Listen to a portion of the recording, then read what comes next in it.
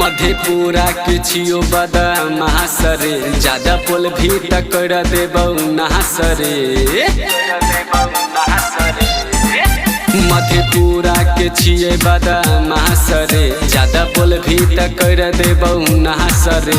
Pistol के नोक पर उठाई लेबौ, पिस्टल के नोक पर उठाई लेबौ।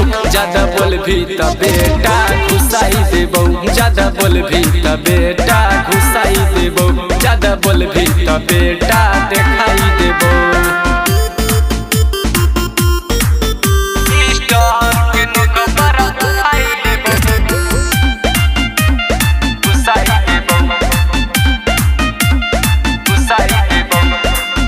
पुरनिया मैं करै छियै अच्छा काम रे, यही से लोगवा सभे लै छै नाम रे।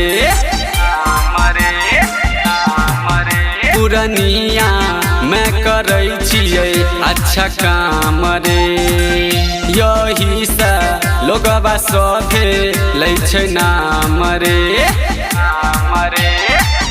पिस्टल के छो गोली धसाई देबो, पिस्टल के छो गोली धसाई देबो। ज्यादा बोल भी त बेटा घुसाई देबो, ज्यादा बोल भी त बेटा घुसाई देबो, ज्यादा बोल भी त बेटा देखाई देबो।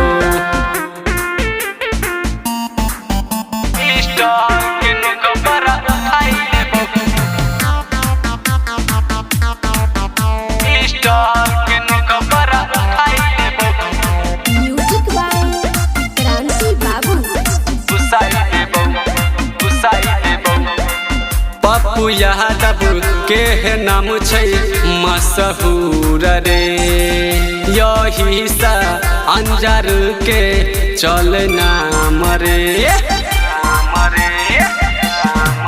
पप्पू यादव के नाम छै मशहूर रे, यही से अंजार के चल नाम रे।